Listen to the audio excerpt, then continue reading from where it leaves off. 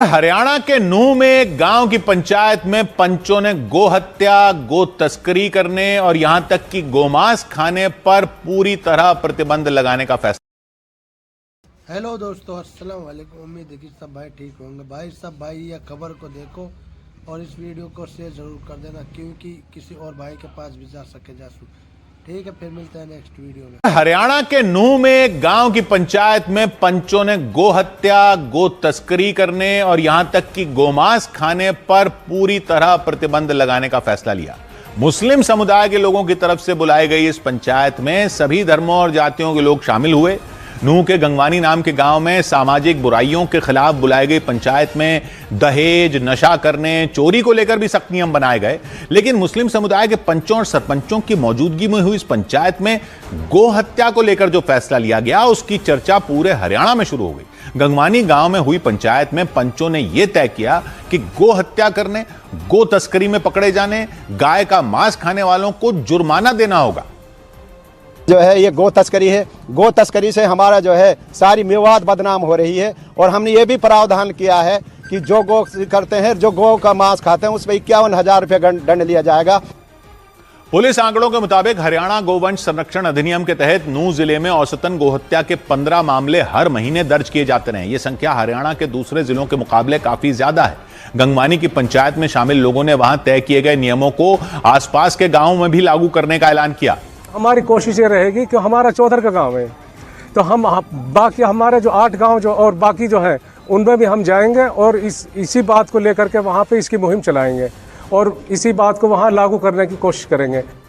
पंचायत में तय किए गए नियमों का पालन कराने और जुर्माने की रकम का हिसाब किताब रखने के लिए 31 सदस्यों की एक कमेटी भी बना दी गई और 51 सदस्यों की एक अलग कमेटी को नए नियमों का पालन करवाने की जिम्मेदारी सौंपी गई।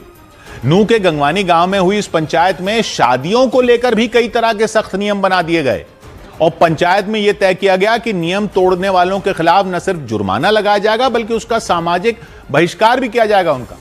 गंगवानी गांव में हुई पंचायत में तय किया गया कि रात 10 बजे के बाद कोई दुकान खुली पाए जाने पर 21,000 रुपए का जुर्माना लगाया जाएगा।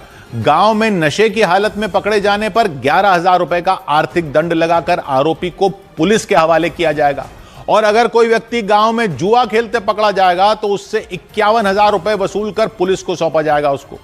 इस सब के अलावा शादियों को लेकर भी पंचायत ने कई सख्त नियम बना दिए। पंचायत ने शादियों में बारातियों की संख्या 30 से 50 तक सीमित कर दी।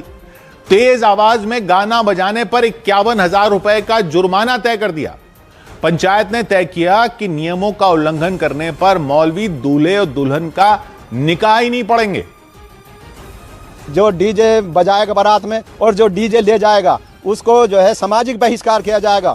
और खास तौर पर सभी उलेमा यहाँ बुलाए गए थे। उलेमाओं को ये निर्देश दिए गए थे कि जो भी भाई डीजे लेकर आया, डीजे लेकर जाए, उसका निकाह लड़की का नहीं पढ़ाया जाएगा।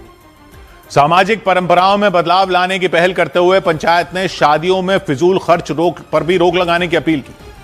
सौभाग्य की एक बात यह है कि पंचायतों में कई बार तो ऐसे फरमानों की खबर आती है जो ये सवाल खड़े कर देती है कि गांव में पंचायतें समाज को आगे ले जा रही हैं, पीछे धकेल रही हैं। लेकिन जब कोई पंचायत ऐसे फैसले ले जैसे नूंह में लिए गए तो उसको सब तक पहुंचाना भी चाहिए। नूंह हरियाणा के मेवात में है, यहां मुस्लिम समुदाय की आबादी ज्यादा है। यहां की पंचायत ने गो हत्या के खिलाफ फरमान सुनाया है। जो गो हत्या करेगा, गाय के मांस को कहीं ले जाएगा, गो तस्करी करेगा, गाय का मांस खाएगा, उसको जुर्माना भरना पड़ेगा 51,000। उनका कहना है इस तरह की घटनाओं से मेवात का नाम खराब हो रहा है।